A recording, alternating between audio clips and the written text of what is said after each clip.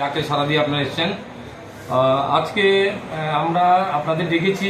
আমরা গতকালকে রাত্রে থেকেই আমরা নাইট মোবাইল পার্টি আমরা কন্টিনিউ করছি। আপনারা জানেন আমাদের এলাকাতে কিছু ইনসিডেন্ট হয়েছে আগে, সেই হিসেবে আজকে যখন সকালবেলা আমরা নাইট মোবাইল করে ফিরছিলাম, জর্জরি এলাকাতে আমরা কিছুক্ষণ দাঁড়িয়ে চেকিং করছিলাম। তো সকালবেলা সকাল অনুমান 6:30 নাগাদ হঠাৎ দেখতে পাই একটা ডিআই গাড়ি অত্যন্ত দ্রুত গতিতে আসছে।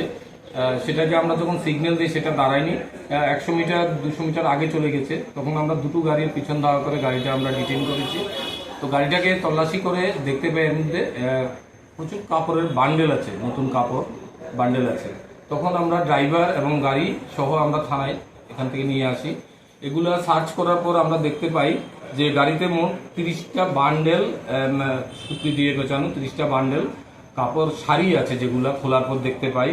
কাউন্ট করার পর টোটাল 1500 শাড়ি পাই আমরা এর মধ্যে।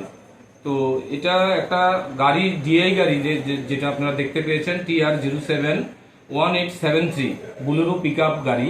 এর ভিতরেই কাপড়গুলো ছিল। আমরা ড্রাইভারকেও আমরা ডিটেইন করেছি।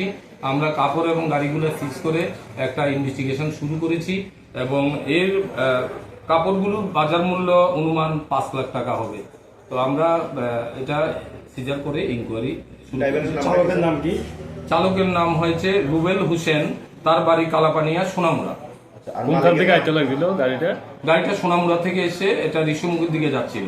মালিকের নাম ধাম কি করেছেন? না, এখনো আমরা দেখছি, আমরা অ্যাপসে দেখে আমরা ইনভেস্টিগেশন সবগুলা।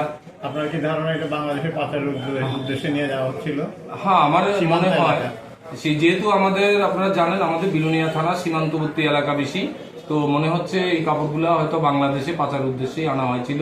তো যেহেতু আমি প্রাইমারি স্টেজে এখনো কোনো ডকুমেন্টস গাড়িতে আমরা পাইনি বা ড্রাইভারও দেখাতে পারি।